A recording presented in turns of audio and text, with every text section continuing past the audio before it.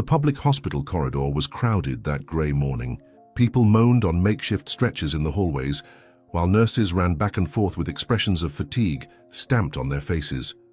The peeling walls displayed moisture stains, and the smell of cheap disinfectant mingled with the odor of disease and despair. Amid this chaos, a small 6-year-old girl named Wren waited seated on a wooden bench worn by time. Her feet swung without reaching the floor, while her large brown eyes observed every movement around her. She wore a simple dress of cheap but clean fabric, with small patches at the edges. Her shiny black hair was tied in 2 uneven braids, which she had tried to make herself that morning. Her small hands tightly gripped a rag doll, the only constant companion in her lonely life. "Can I see my mother now?" asked Wren to a nurse passing by hurriedly, her childish voice almost getting lost in the noise of the environment. "Not yet, little one. The doctor is with her," replied the woman without stopping. The clock on the wall marked endless hours. Wren had arrived at the hospital before the sun had even risen, after a night in which her mother Delaney had coughed so much that the sheet became stained with red. The neighbor who had helped them get there had already left. She needed to work. And now Wren was alone, as happened frequently in her short life. Her stomach growled with hunger, but she ignored the sensation. She had learned early that some pains need to be endured in silence. Her thoughts came and went like the fluorescent lights that blinked incessantly on the ceiling, some burnt out, others on the verge of going out, just like the hope she tried to keep alive in her little heart. The uncomfortable bench hurt her back, but she dared not leave there, fearing to miss any news about her mother's condition.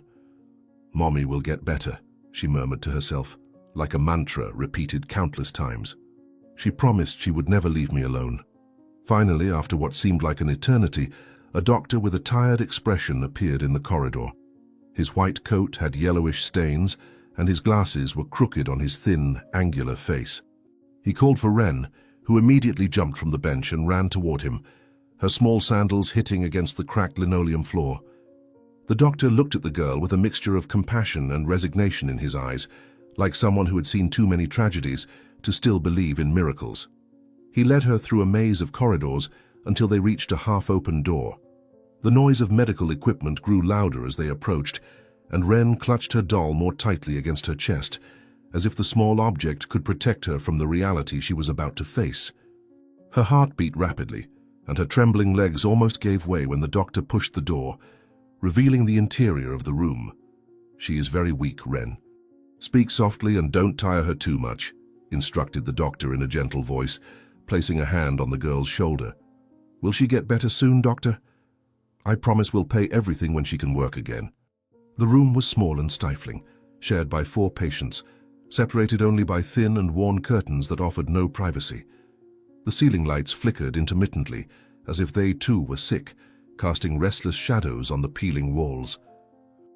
The heavy air smelled of medications and disinfectant, a mixture that made Wren's eyes sting. She advanced hesitantly, her steps cautious, glancing at the other patients. An elderly lady who moaned softly, a middle-aged man who stared fixedly at the ceiling, and a teenage girl who slept with an oxygen mask. But her eyes soon found her mother, Delaney, lying on the last stretcher by the foggy window that let in a weak, grey light. Her mother, once so beautiful and full of life, was now almost unrecognizable. Her face, formerly radiant, was now pale as wax, with deep purple circles under her eyes contrasting with the yellowish skin. Her hair, which Wren had always admired for its shine and softness, was dull and tangled against the thin, stained pillow. Her lips, cracked from dehydration, tried to form a smile at the sight of her daughter.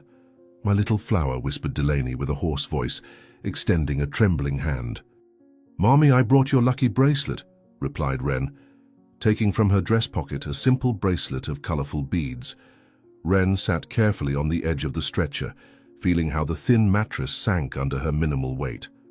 She took her mother's hand between hers, startled by how cold and fragile it was, as if it could break at the slightest touch. Delaney's fingers, once nimble when sewing or stroking her daughter's hair, now trembled uncontrollably. A monitor beside the bed emitted irregular beeps, a constant reminder of how her mother's life was hanging by a thread. Wren tried to smile, swallowing the tears that threatened to fall.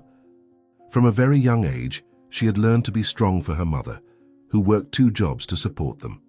Now, more than ever, she needed to show that strength. Delaney's eyes, sunken in their sockets, observed her daughter with love so intense it hurt. In the bed next to them, the elderly lady began to cough violently, and a hurried nurse entered to attend to her, casting a sympathetic look at the small girl sitting so upright, trying to appear big in a world made for adults. "Have you eaten today, my love?" asked Delaney, her voice almost inaudible over the noise of the machines. "Yes, Mom. The cafeteria lady gave me a sandwich," Wren lied, not wanting to worry her mother with yet another problem. The doctor entered the room again, carrying a worn clipboard and making notes while checking the monitors. His face contracted slightly upon seeing the numbers, and he adjusted the drip of one of the many bottles hanging on the IV stand. Wren observed every movement carefully, trying to decipher what those gestures meant. She had spent enough time in hospitals to know that doctors rarely delivered bad news directly. First, their faces revealed it. And this doctor's face told a story she feared to hear. Delaney noticed, too, as her breathing became more rapid, causing the monitor to emit a low alarm. The doctor approached the opposite side of the bed, checking Delaney's vital signs, while Wren squeezed her mother's hand more tightly, as if she could thus prevent her from leaving. Outside the window, heavy clouds announced rain, reflecting the climate inside the room. A storm approaching, inevitable. "Doctor, please, tell me my mother will get better," Wren begged, her large eyes fixed on the doctor's face. "We promise to pay everything, even if it takes a long time." "We'll do everything we can, little one," the doctor replied, avoiding looking at her directly. The hours passed slowly in that suffocating room. Wren told stories to her mother, inventing fantastic adventures where brave princesses overcame all obstacles. This was what they always did when one of them was sad. They created worlds where pain didn't exist, and all endings were happy. But today, Delaney could barely keep her eyes open to listen. Her breathing became more difficult with each hour, and her words more rare. As the afternoon progressed, the room darkened, the clouds completely blocking the sunlight. A nurse came in to turn on the lights and bring medications, looking sadly at the girl who still held her mother's hand, refusing to leave even when suggested that she go rest or eat something. Wren remained motionless, as if her own body could serve as a barrier between her mother and the death that seemed to prowl the room. In the bed next door, the elderly lady received visits from relatives who brought flowers and talked in low voices. The contrast between the numerous visitors of that patient and the solitude of Delaney and Wren was painful. A reminder that, in the world, they only had each other. "Wren," Delaney called suddenly, her voice surprisingly clearer. "I need you to be brave now. I am brave, Mommy, the bravest of all girls." The doctor returned to the room, this time accompanied by another colleague. Both examined the results of recent tests, talking in low voices, using terms that Wren did not understand. The expression on their faces, however, she understood perfectly. It was serious. More serious than the other times Delaney had fallen ill. The doctors approached the bed, and one of them gestured for Wren to step back a little. She hesitated but obeyed, staying close enough to hear.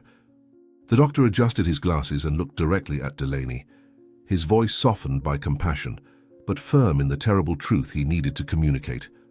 "Ms. Delaney, I regret to inform you that your condition has worsened significantly. The medication isn't working as we had hoped," he said, glancing quickly at Wren as if assessing whether he should continue in the child's presence. "Tell me everything, doctor."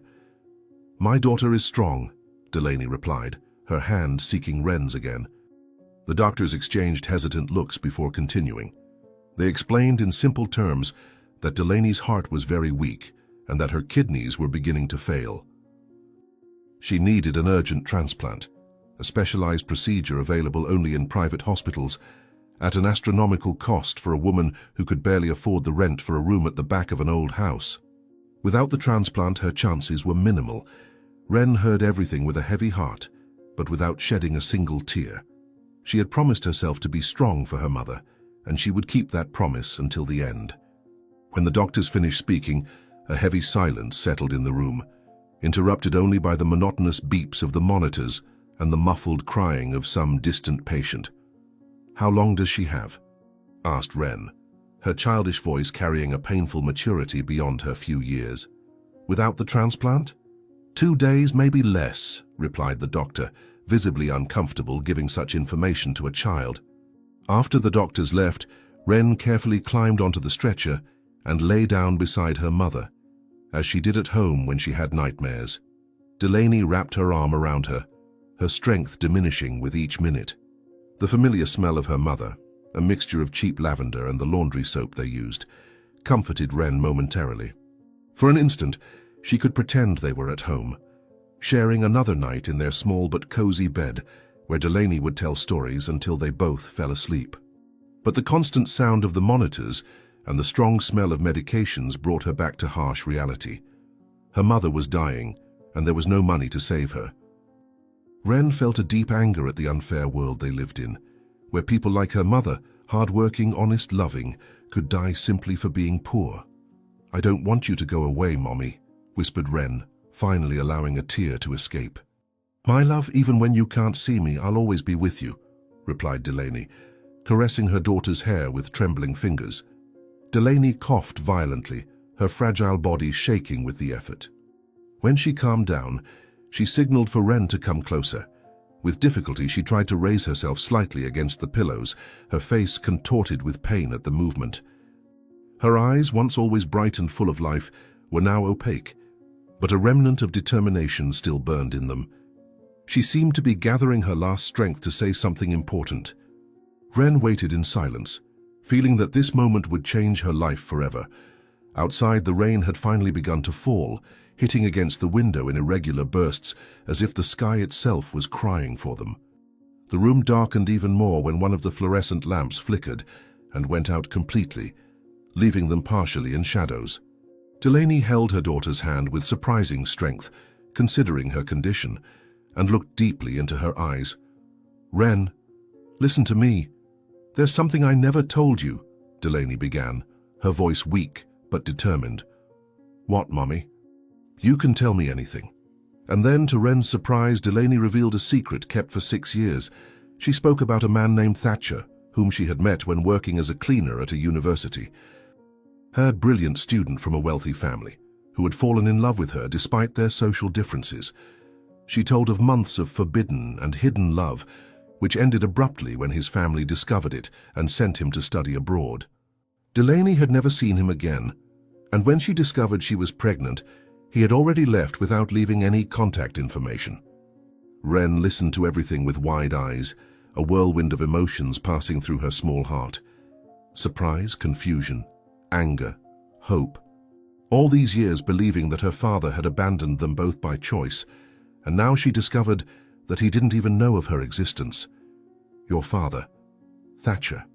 He can help you now," said Delaney, her breathing becoming more difficult with each word. "Father? But you always said I didn't have a father," exclaimed Wren, her voice a mixture of accusation and newly discovered hope. With trembling hands, Delaney removed from her finger a simple but unique ring, a silver circle with a peculiar design engraved, a kind of symbol that Wren had never seen before. She explained that it was Thatcher's class ring, which he had given her as a promise that he would return. A gift that Delaney had kept all these years, sometimes as a reminder of happy days, other times as a bitter reminder of unfulfilled promises. With visible effort, she placed the ring in the palm of Wren's hand, closing her small fingers around it. Her voice was now just a whisper, and Wren had to lean in to hear her words. "He has a matching ring. Look for him. For the ring." "First," murmured Delaney, her breathing becoming shallow. "How will I find him, Mummy? Where is he?" asked Wren, desperate for more information.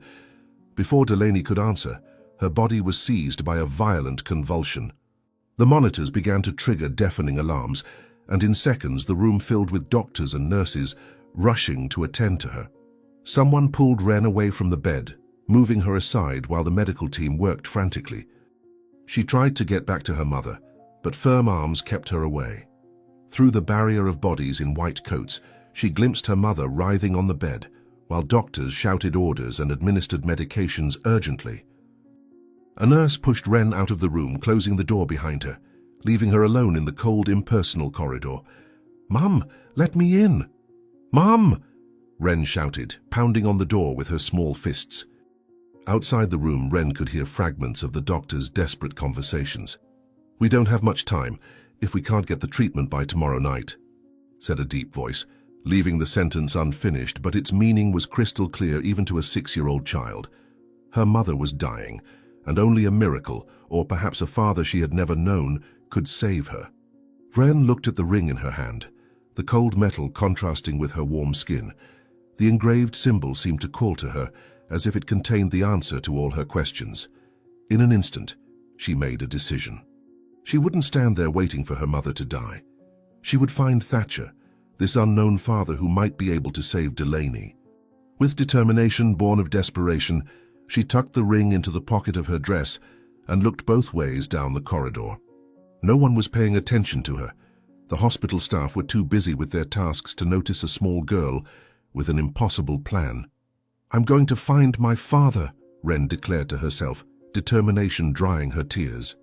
Without looking back, Ren ran down the corridor, her light footsteps almost inaudible against the linoleum floor.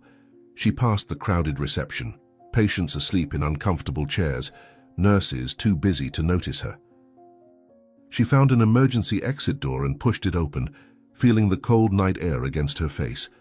The rain was falling heavily, soaking her instantly, but she didn't care. In the distance, she could hear the alarms of the medical equipment going off in her mother's room, a sound that would haunt her for days. But now, her mission was clear. She would find Thatcher, the man of the ring. She would find her father and bring him back to save her mother. With this single certainty in her heart, Ren disappeared into the rainy night, a small shadow moving against the darkness, carrying a ring and a desperate hope. The rain poured from the skies as if all the tears in the world had found freedom on that grey morning. Ren ran through the soaked streets, her small bare feet splashing in increasingly deeper puddles. She had lost one of her sandals during her escape from the hospital, and the other had been abandoned when its worn ribbon finally broke 3 blocks back. Her dress, once a faded lilac, now clung to her body like a soaked and dirt-darkened second skin. Her hair, carefully braided by her mother's trembling hands that very morning, hung heavy and tangled in her face. The only thing she protected fiercely was the ring, secure in her fist closed so tightly that it left marks on her palm. All night, Ren had wandered aimlessly, guided only by a desperate instinct and the mental image of a man she had never met, but who now represented the only hope for her mother. The city was beginning to wake up, and the illuminated shop windows of expensive stores cruelly contrasted with her misery. "I have to find him today," she muttered to herself, shivering from cold and hunger. Mom said she only has until tomorrow night. Ren raised her eyes to the immense buildings surrounding her, a forest of concrete and glass, so different from the humble neighborhood where she lived. This was the rich part of the city, where her mother occasionally got cleaning jobs. Delaney always returned exhausted from these houses, but with stories about things Ren could barely imagine. Bathtubs as big as swimming pools, refrigerators that talked, and beds where you could sink in like clouds. Now the girl saw through enormous windows, well-dressed people eating breakfast at abundant tables, completely oblivious to the small, drenched figure watching them from the other side of the glass. A security guard at a luxury hotel gave her a stern look when she approached too close to the entrance, seeking shelter from the merciless rain. Ren immediately backed away, recognizing that type of look, the same one she received when trying to sell candy at traffic lights. It was a look that said without words that she didn't belong in that place, that her presence somehow stained the artificial perfection of that world.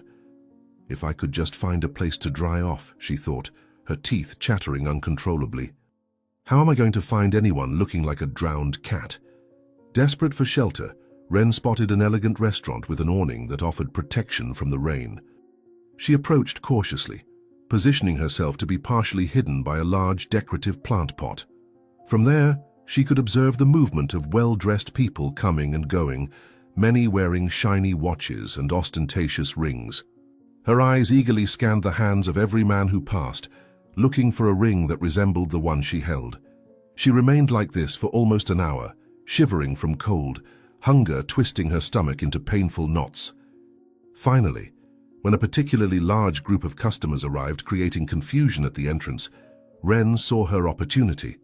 She slipped into the establishment, blending into the crowd like a small shadow. The heat of the interior hit her like a wave, as did the smell of food, an aroma so delicious it almost made her cry. But there was no time to think about her empty stomach. Her mother was dying, and every second was precious.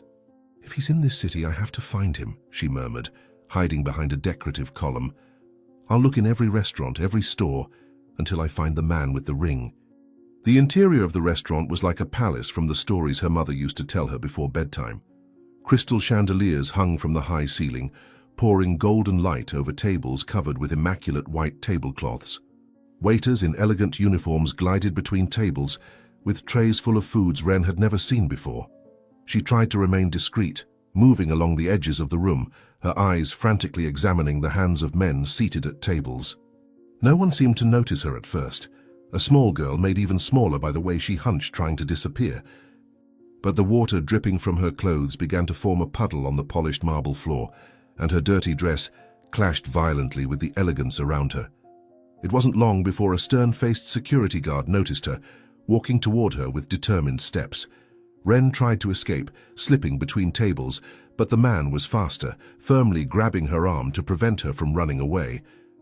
"Get out of here, street girl," exclaimed the security guard, dragging her toward the exit. "You're scaring the customers with that appearance." "Please, sir, I just need to find a man," begged Wren, struggling. "He wears a ring just like this one." "My mother is dying." The customers watched the scene with a mixture of discomfort and indifference, some avoiding looking directly, others casting glances of superficial pity. But nobody intervened as the security guard continued to drag the girl toward the door. He led her outside, back into the merciless rain. Wren found herself alone again on the wet sidewalk, tears finally breaking through her barrier of determination. Her dress, now completely ruined, weighed like lead on her small body. The security guard remained at the door for a few moments, ensuring she wouldn't try to enter again, before returning to the comfort of the restaurant. Wren stayed there, kneeling in the puddle, the rain pounding on her back, a despair so deep taking hold of her that she could barely breathe. "Why won't anyone help me?" she sobbed, opening her hand to look at the ring. "How will I find him if nobody lets me look?" This was just the first of many restaurants and hotels from which Wren would be expelled throughout that endless day. In each establishment, the story repeated itself with small variations. Sometimes it was a manager who expelled her, other times an indignant maitre d' or irritated waiters. In one particularly luxurious hotel, they even threatened to call the police, causing Wren to flee in panic. The rain continued relentlessly, as did her search. With each new rejection, she felt smaller, more desperate. But the image of her mother lying in that hospital bed, fighting for each breath, prevented her from giving up. The day advanced, and with it, the fatal deadline. The hours passed with silent cruelty, and Wren's hope diminished with each establishment from which she was expelled. Her small body ached from exhaustion and hunger, and the cough that was beginning to develop in her chest worried her. She couldn't get sick now, not when her mother needed her more than ever. Maybe I should go back to the hospital, she thought, doubt infiltrating her determination. But if I return without finding him, Mom will. The sky was beginning to darken when Wren, exhausted beyond words, staggered to the entrance of a closed shop to try to find some shelter. Her legs were shaking so badly they could barely support her, and hunger had transformed into a constant pain in her stomach. She curled up against the door, hugging her own knees in a desperate attempt to preserve some warmth. She opened her hand again to look at the ring, her only link to this unknown father, her only hope. The tears finally came, thick and hot against her face, chilled by the rain. All efforts to be strong, to be the brave girl her mother always praised, crumbled under the weight of imminent failure. Violent sobs shook her small body as the cruel reality finally hit her. She was alone in a city too big, looking for a man who could be anywhere or nowhere. "Mom, I'm sorry," she cried softly, pressing the ring to her chest. I swear I tried to find him." It was at that moment, when all hope seemed lost, that a presence made itself known beside her. An elderly lady, elegantly dressed, held an umbrella over both of them, protecting Wren from the rain for the first time in that endless day. Her eyes, framed by deep wrinkles that spoke of a long life, observed the girl with a mixture of concern and kindness.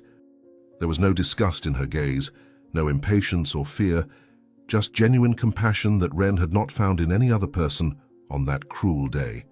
The lady stooped with some difficulty to be at the girl's eye level, keeping the umbrella firmly positioned to protect them from the rain that continued to fall. "What's wrong, dear? Why are you crying?" asked the lady, her voice soft as a balm to Wren's ears, accustomed only to shouts and rejections that day. "I need to find my father," Wren replied between sobs, the words coming out broken. "He wears a ring like this one. My mother is dying in the hospital." The confession seemed to extract the last strength that kept Wren standing.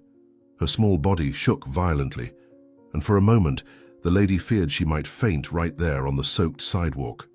With a gentleness that contrasted with everything the girl had experienced that day, the lady offered a clean, perfumed handkerchief for Wren to dry her face. The simple gesture of kindness almost made the girl collapse into tears again. With trembling hands, Wren extended the ring so the lady could see it better. The object gleamed under the light of the lampposts that were beginning to light up with the arrival of night, the engraved symbol standing out against the metal. The lady's expression changed subtly as she examined the ring, a spark of recognition lighting up in her tired eyes. Wren held her breath, clinging to this last, fragile hope. "Well, this ring is very peculiar," commented the lady, thoughtfully. "It looks like those that National University students received many years ago. I know only one man who still wears his." "Who?" asked Wren, her voice rising with renewed hope, her eyes red from crying, now wide and attentive. The lady straightened up slowly, her knees protesting against the movement, and pointed to a building across the street. It was a restaurant even more elegant than the others from which Wren had been expelled, with an imposing facade and large windows that revealed a luxuriously decorated interior. Well-dressed customers came and went, protected from the rain by valets with large black umbrellas. It seemed to belong to a completely different world from Wren's, a world of privilege and comfort that had always existed parallel to hers, without ever crossing paths. Until now. "Thatcher, the owner of that restaurant on the corner," explained the lady, still pointing. "But he's a very busy and important man. I doubt he'll receive a—" Before the lady could finish her sentence, Wren was already in motion. A new energy took over her exhausted body, as if every cell was responding to the call of renewed hope. She didn't even thank the lady. There was no time for courtesies, not when every second counted in the battle between life and death that her mother was fighting in the hospital. She ran across the street, dodging cars that honked in irritation, the rain whipping her face as she ran toward that last chance. The name echoed in her mind like a mantra: Thatcher, Thatcher, Thatcher. The man her mother had loved, the father she had never known, and now the only person who could save them from a fate too cruel to contemplate. "He will listen to me," she promised herself, renewed determination burning in her chest. "He has to listen." Approaching the restaurant, Wren slowed her pace, aware that a direct approach would likely result in yet another expulsion. She observed the entrance for a few moments, hidden behind a parked car, analyzing the movement and looking for the best way to enter without being immediately noticed. When a particularly large group of customers arrived, creating momentary confusion at the door, she saw her opportunity. She slipped in quickly, keeping low and blending into the shadows cast by the ambient lighting. The interior of the restaurant was even more impressive than its facade. High ceilings with delicate frescoes, elegantly arranged tables under crystal chandeliers, and an atmosphere of exclusivity that made Wren feel even smaller and more insignificant. But there was no time for admiration or intimidation. Her eyes frantically scanned the room, looking for someone who might be Thatcher. At the back of the restaurant, near a large fireplace that spread an inviting warmth, Wren spotted a man with his back turned, talking to some customers. He was impeccably dressed in a dark suit that screamed wealth, even to a child's inexperienced eyes. His posture emanated authority, and the respect with which the staff treated him suggested he might be the owner. Wren began to approach carefully, dodging between tables and staying in the shadows whenever possible. Her heart was beating so hard she feared everyone could hear it. Hope and fear competed for space in her chest as she moved ever closer to the man who could be her father. Just a few more steps, she thought, the adrenaline momentarily masking her exhaustion. "I need to see the ring. I need to be sure." She was almost reaching the man when she felt a strong hand grab her arm, abruptly stopping her. A waiter with a furious expression held her tightly, his fingers pressing painfully against her wet skin. Ren tried to break free, but the man was much stronger, and her days without proper food had drained her already limited strength. The waiter began dragging her toward the exit, his voice low but filled with anger and contempt, creating a scene that quickly drew the attention of nearby customers. "What do you think you're doing here?" hissed the waiter, his grip tightening even more. "This is a classy establishment." "Please, I need to speak with the owner," begged Ren, struggling with what energy she had left. "It's about my mother. She's dying." The waiter ignored her pleas, continuing to drag her toward the door. Tears of frustration and despair began to run down Ren's already wet face.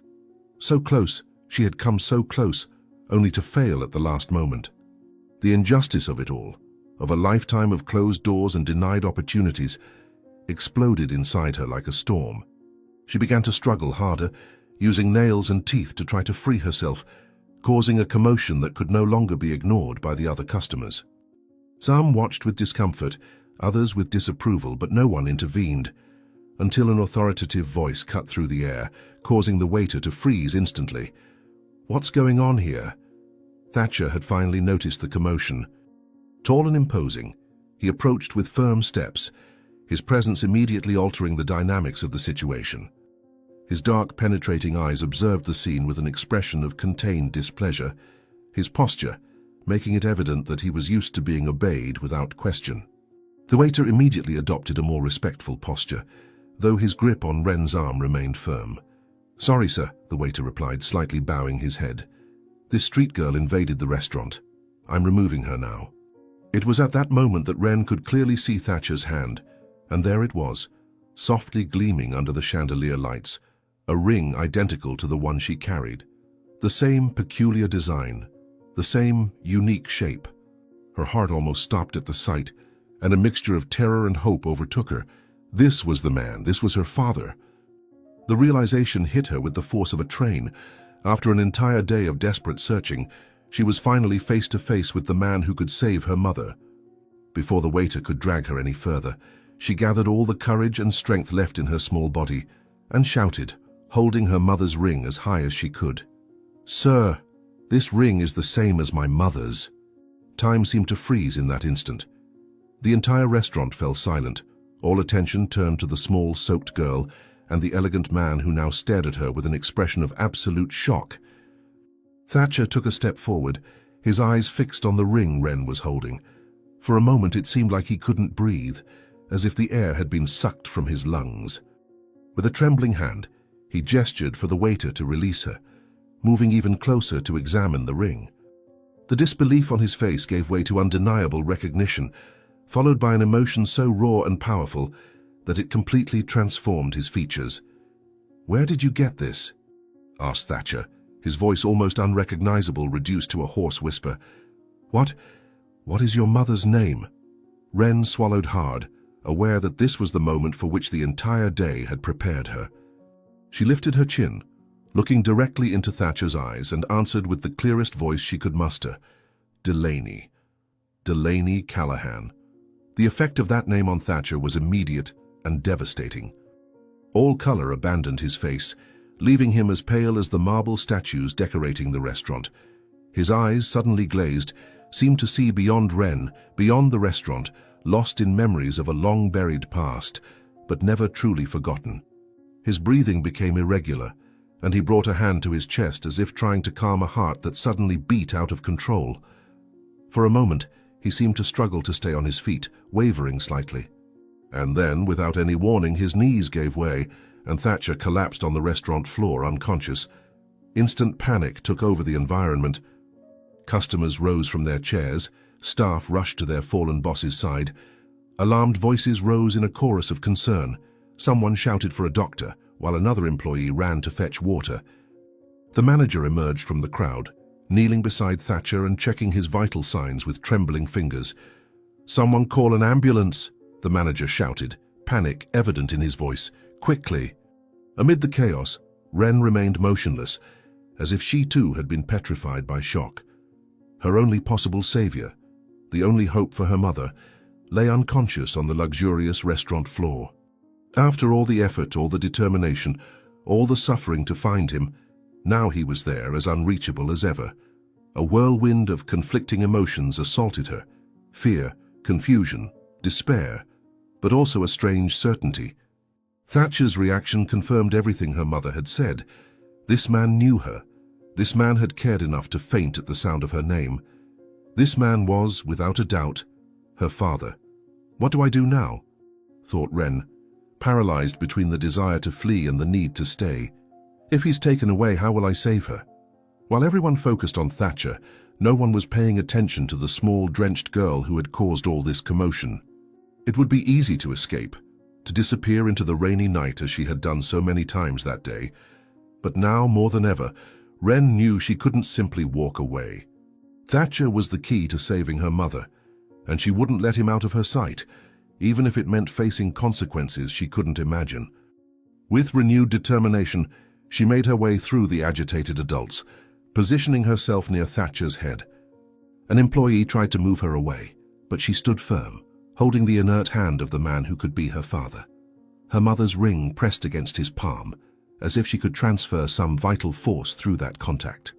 "Please wake up," she whispered, her voice almost inaudible under the tumult. "My mother needs you, I need you." Distant sirens announced the imminent arrival of the ambulance, their sound penetrating through the noise of the rain that continued to fall mercilessly outside. Wren looked at Thatcher's unconscious face, searching in it for traces she could recognize as her own. Was her nose similar to his? Or perhaps the shape of his eyes? These questions, which had never before occupied her thoughts, now seemed extraordinarily important, as if they could anchor her identity in a world that had suddenly become even more unstable. Time seemed to drag on as they waited for help, each second marked by the accelerated beats of Wren's heart, each minute an eternity of uncertainty. "I can't lose him now," thought Wren, squeezing Thatcher's inert hand more tightly. "Not when I've finally found him." Dawn revealed a completely different scenario for Wren. The private hospital room seemed from another world. Walls in soft tones, shiny floor, and a precious silence, interrupted only by the soft beeping of monitors. Nothing like the hopelessness of the public hospital, where her mother fought for her life. Wren was sitting in a comfortable armchair, feet dangling without reaching the floor, wearing clean hospital clothes. She cautiously observed Thatcher in the luxurious bed. Since the fainting incident at the restaurant, she hadn't been allowed near him. Now she was under the surveillance of a social worker, with eyes that seemed to see lies before they were even told. "I don't understand why I can't go back to my mother," said Wren, breaking the silence. "She needs to know I found him." "Your mother is being located to confirm your story," the social worker responded dryly. "Until then, you remain in protective custody." The social worker kept her eyes fixed on Wren, as if she might reveal herself to be a dangerous criminal at any moment. Her notepad was filled with observations from the overnight interrogation, questions about her mother, the ring, and her intentions. Despite Wren's sincerity, each answer was met with skepticism. The woman constantly checked her watch and occasionally observed unconscious Thatcher, monitored by the medical team. The doctors had explained that the fainting was caused by emotional shock, exchanging meaningful glances. The girl kept the ring firmly in her closed hand, refusing to surrender it, as if it were her only connection to reality. "When can I see my mother?" Wren insisted, her voice small but firm. "The doctors said she doesn't have much time." "That depends on the outcome of investigations," replied the assistant, adjusting her glasses. "Stories like yours are frequently used by people with bad intentions." The morning progressed slowly. Nurses occasionally entered to check on Thatcher, adjust medications or bring water. One of them, kinder than the others, brought food for Wren, a breakfast that seemed like a feast compared to what she was used to. She devoured everything in minutes, then felt guilty, thinking about the watery soup her mother was probably receiving. Through the window, she saw luxury cars and well-dressed people, a parallel world functioning in perfect order, while hers was suspended between hope and despair. When the social worker's phone rang, she stepped away to answer, always casting evaluative glances at Wren. During one of these calls, the girl noticed movement in the bed. "He's waking up!" she exclaimed, jumping from the armchair. "Can I talk to him now?" "Stay where you are," ordered the social worker, rising quickly. "You don't approach him until we're certain of your intentions." A confused murmur came from the bed as Thatcher struggled to regain consciousness. His eyes opened slowly, disoriented, scanning the unfamiliar environment with evident confusion. The social worker approached the bed, strategically positioning herself to block Ren's view. The girl stretched her neck, trying to see beyond the woman, her heart beating rapidly with the mixture of fear and hope that seemed to be her constant state over the past 24 hours. The doctors had said her mother had only until that night. Time was running out quickly. If Thatcher didn't believe her, if he didn't help her immediately, all would be lost. Ren clenched her fists, feeling the outline of the ring press against her palm, a reminder of what was at stake. On the bed, Thatcher finally managed to focus his vision, the confusion on his face giving way to an expression of intense concern. His lips moved, forming words that Ren initially couldn't hear. The social worker leaned closer to him, making notes on her pad. "The girl," muttered Thatcher, his voice hoarse and weak. "Where is the girl?"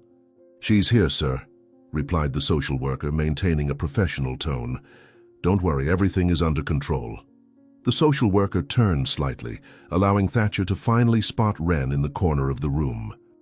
Their eyes met across the distance. Identical eyes, Ren realized with a start. The same almond shape, the same deep brown color. Something passed across Thatcher's face, an emotion too intense to be named. A mixture of recognition, shock, and something more. Something close to what Ren saw in her mother's eyes when she watched her sleeping. For a moment, time seemed to freeze with only that silent connection existing in the universe. Then the social worker broke the spell, positioning herself between them again, blocking the line of sight. "Mr. Whitlock," she began with a firm and professional voice, "this child invaded your restaurant last night with a story about a ring and her mother. We believe this might be a scam attempt, possibly orchestrated by adults who are using her. You shouldn't feel pressured to—" "Let me see her," interrupted Thatcher, his voice carrying a natural authority that made the social worker step back. "I said, let me see her. Come here, little one." Ren hesitated for a second, looking at the social worker as if asking permission. The woman pressed her lips in disapproval, but stepped aside. With cautious steps, Ren approached the bed. The man was pale, with deep dark circles under his eyes, but emanated a powerful presence. His hands trembled slightly over the white sheet as he adjusted himself to sit up. Ren stopped at arm's length, suddenly shy. He was a stranger, she realized with a pang in her heart, a complete stranger on whom her mother's life depended. "Show me the ring again," Thatcher asked, his tone softer now. "It's my mother's," Ren responded, hesitantly extending her hand with the ring. "She gave it to me to find you." Thatcher touched the ring with trembling fingers, as if it were a sacred relic. His eyes filled with tears as he examined every detail, the engraved symbol, the slight wear on one of the edges, the tiny inscription inside. A transformation occurred in his face, years seeming to melt from his expression. When he finally looked up, there was a softness in his gaze that made Ren feel for the first time that perhaps there was real hope. "I gave this ring to Delaney almost 7 years ago," Thatcher began, his voice thick with emotion, his eyes never leaving Ren's. "It was after we met in college. She worked in cleaning, and I saw her every day while studying late in the library. It started with smiles, then small conversations, until one day I invited her for coffee. She never told me that part," Ren whispered, mesmerized by the story. "She only told me about you yesterday, when she became very ill." The social worker observed the scene with growing discomfort, her professional skepticism struggling against the evidence of genuine emotion she was witnessing. She made frantic notes on her pad, occasionally checking her phone as if waiting for some external confirmation. Thatcher, however, seemed to have completely forgotten her presence. His eyes were fixed on Ren, drinking in every detail of her face, perhaps searching for and finding traces of himself in the child's features. "We were young," he continued, lost in memories. "I was in my final year of business administration, about to take over the family business. She was the most authentic person I'd ever met, working during the day and studying at night, dreaming of becoming a nurse. My parents didn't approve, of course. They wanted me to marry someone from our social circle. When they found out about us, they did everything to separate us. And it worked?" asked Ren, leaning closer, momentarily forgetting the fear and urgency that consumed her. Thatcher's face darkened with an old pain, still vivid. His fingers slightly tightened around the ring as he continued his story, each word laden with regret and loss. He told about how his parents had abruptly sent him abroad to complete his studies at a prestigious foreign university, with no chance to properly say goodbye to Delaney. He had tried to contact her countless times, but all letters were returned, all messages intercepted. When he finally returned, almost a year later, Delaney had disappeared. Nobody knew where she had gone, or pretended not to know. For months he searched for her, until finally his parents handed him a letter, supposedly from Delaney, asking him to forget her, saying she had moved on, found someone else. A letter that, he now realized, probably never existed. "They sent me abroad, I never knew." Thatcher stopped abruptly, his eyes widening as if struck by lightning. He fixed his gaze on Ren, understanding finally forming on his face. "You're my daughter? Is that what Delaney wanted you to tell me?" "Mom said you didn't know I existed," Ren replied, tears finally escaping her eyes. "She's very sick, sir. The doctor said she needs a transplant, but it's very expensive. They said without it, she only has until tonight." The revelation fell upon Thatcher with devastating force. For a moment, he seemed unable to breathe, processing the enormity of the situation. The daughter he never knew he had, the woman he had never stopped loving on the brink of death. His face went through a succession of emotions, shock, guilt, fear, determination, until finally settling into an expression of absolute resolution. With an abrupt movement, he yanked the IV from his arm, ignoring the alarm of the monitor that immediately went off. "Which hospital is she in?" he asked, already moving to get out of bed, his voice loaded with urgency. "Central Public Hospital," Ren replied quickly, a ray of hope lighting up her face. "In the East Wing, room 16. The social worker stepped forward, trying to stop him. "Mr. Whitlock, you cannot leave like this. We need to confirm this child's story before you take any hasty action. We still haven't received confirmation from the hospital about—" "This is my daughter," declared Thatcher with absolute certainty, completely ignoring the woman's protestations while picking up his phone from the table beside the bed. "And I won't lose another minute away from her or her mother." With nimble fingers, Thatcher made a series of quick calls, his voice assuming the authoritative tone of someone accustomed to giving orders and being obeyed. He requested his car, summoned his personal physician, and ordered the best available specialists to be prepared. The social worker watched in astonishment, her authority completely undermined by the fierce determination of that man. Ren remained beside the bed, hardly daring to believe the sudden change in her fortune. In a matter of minutes, a small crowd invaded the room, Thatcher's personal physician, nurses, and a personal assistant bringing clean clothes. The well-oiled machinery of wealth and privilege set into motion with an efficiency Ren had never witnessed. "Will my mother be okay now?" she asked, her small voice almost getting lost in the sudden activity. "Will you help her?" "I'll do everything in my power," Ren replied Thatcher, his gaze meeting hers with an intensity that conveyed more than words. Everything. The journey between hospitals was like crossing different worlds. Thatcher's car glided through the streets, while Ren observed the neighborhoods change from luxury to familiar decay. Thatcher organized what seemed like a military operation over the phone, summoning specialists and mentioning immediate transfer, which accelerated Ren's heart. The personal physician occasionally asked about Delaney, and Ren answered as best she could. "Will she be able to stay in the nice hospital too?" she asked, nervously clutching the seat. "Yes, we'll take her there as soon as possible," replied Thatcher, "and the best specialists are already being called." For Thatcher, the public hospital was a shock.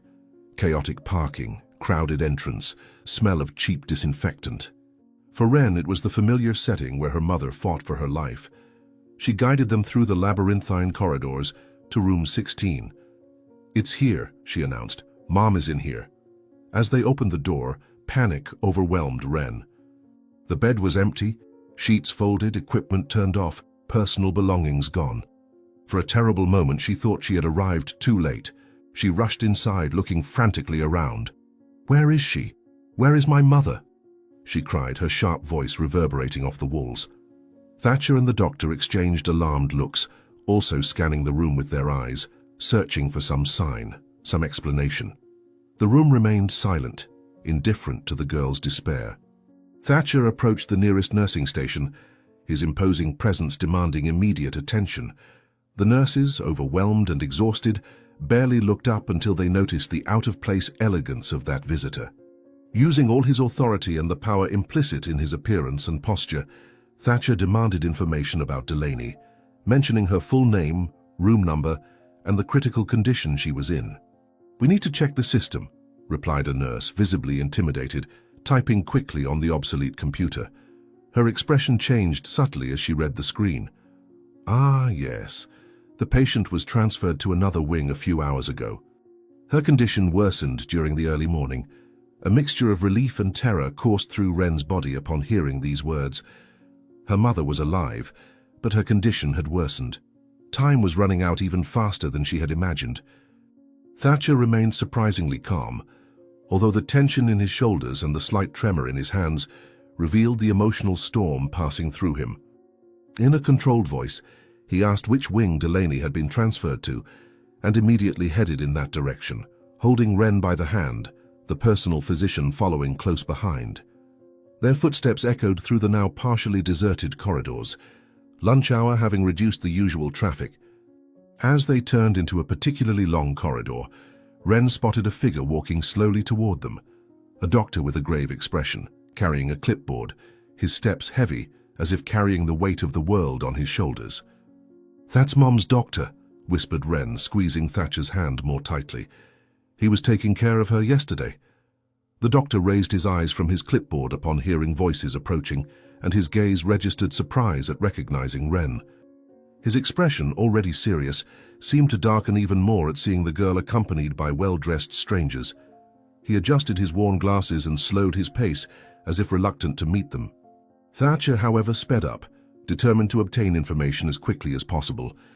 When they were just a few meters away, the doctor stopped completely, waiting for their approach with a posture that spoke of bad news contained only by professional ethics. "Are you Delaney Callahan's family?" asked the doctor, his voice heavy with something that made Wren's heart tighten painfully.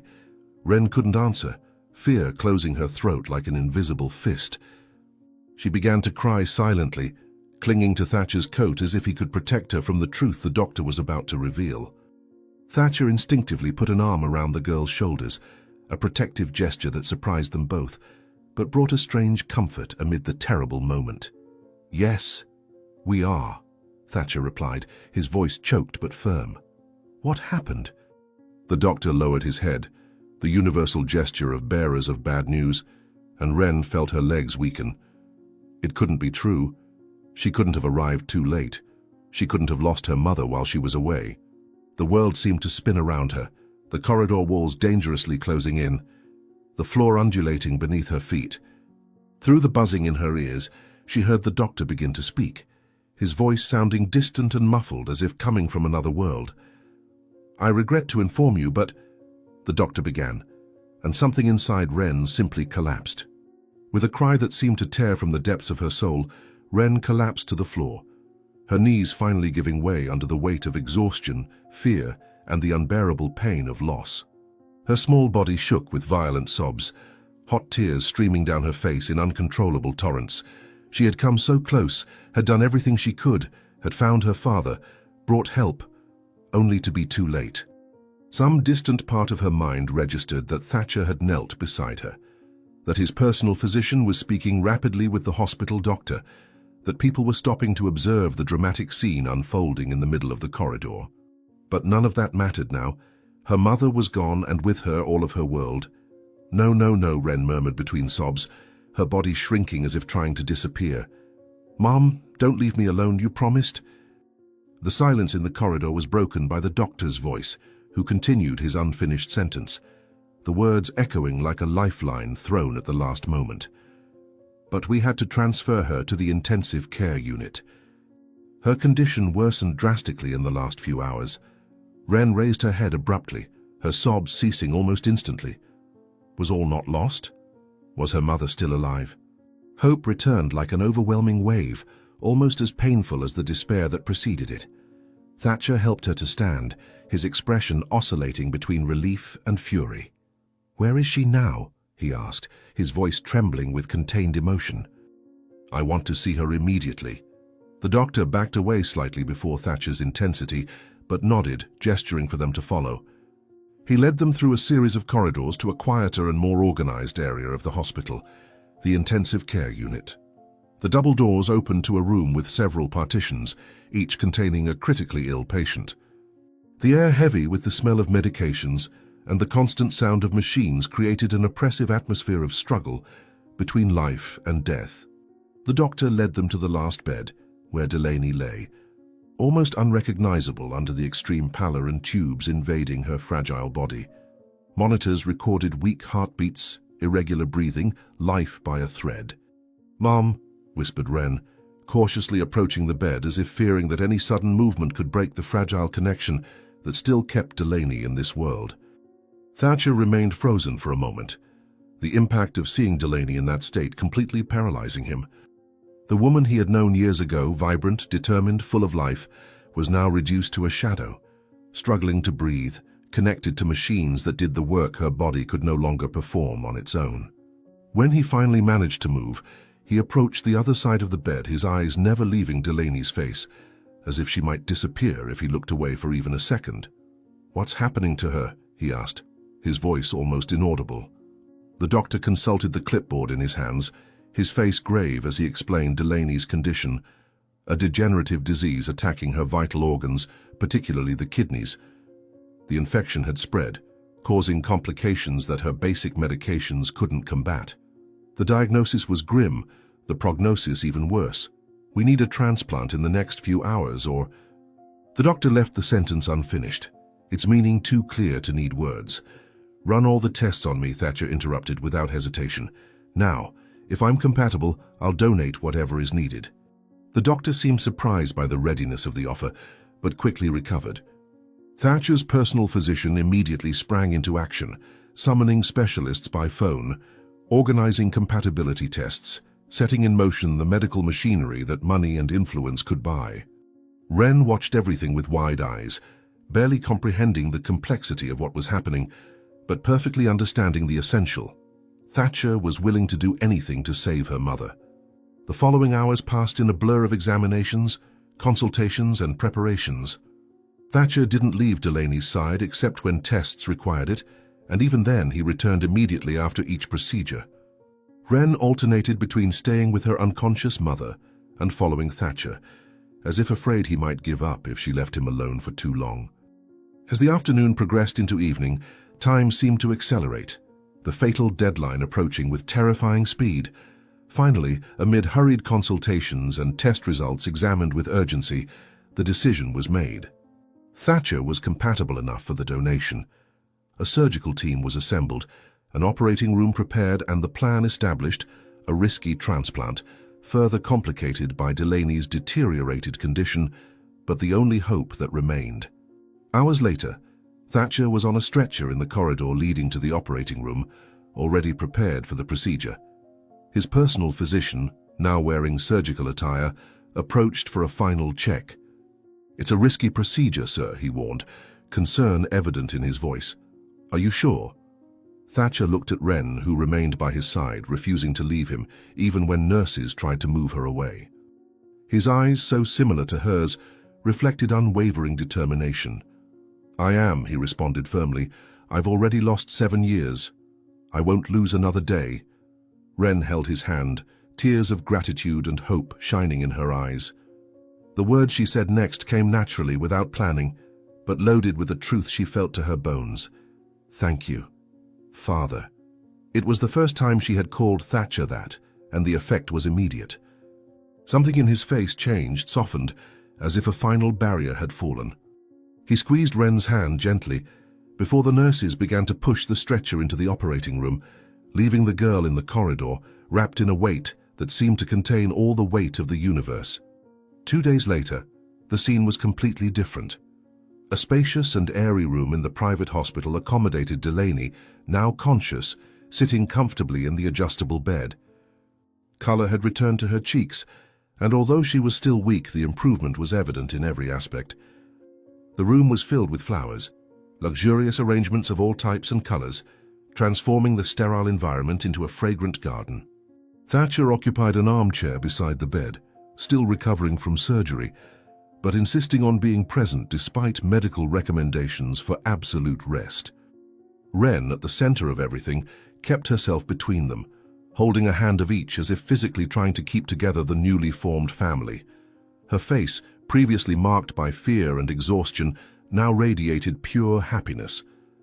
In the last 2 days, she had witnessed what seemed to be a miracle, her mother gradually returning to life, recovering with a speed that surprised even the most experienced doctors. "You came back," murmured Delaney, looking at Thatcher with a mixture of admiration and disbelief. "And I'm never leaving again," he responded, leaning slightly, ignoring the pain of movement. "Why didn't you look for me? Why didn't you tell me about Wren?" Delaney lowered her eyes, remorse evident in her expression. Years of doubt and fear weighed in her words when she finally answered, "I tried. Many times. But your family. They said you were married, happy. I didn't want to ruin your life. I spent years looking for you," confessed Thatcher, taking her hands. "I never married. I never forgot. My parents lied to us both." A silence laden with possibilities hovered over them for a moment, years of separation and misunderstandings being simultaneously acknowledged and dissolved. Then, to Delaney's surprise and Wren's fascination, Thatcher removed a small box from his robe pocket. "I bought this 7 years ago," he revealed, opening the box to show a delicate engagement ring with a small, shimmering blue stone. "I've been waiting for the opportunity to deliver this." Wren watched the scene with wide eyes, her heart racing with a completely new kind of hope. Unable to contain herself, she verbalized the question pulsing in her chest.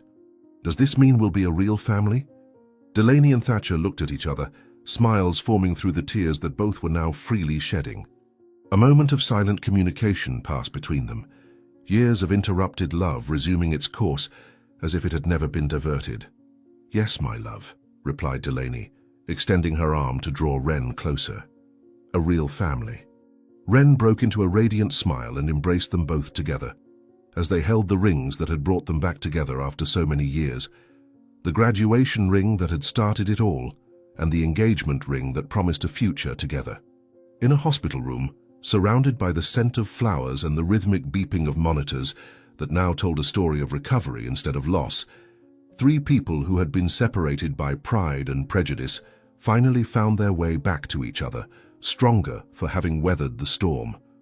Did you enjoy the story of Wren, Delaney and Thatcher? Then subscribe to the channel, leave your like and comment where you're watching from. Oh, and there's another story waiting for you here on screen. Click there and I'll be waiting for you.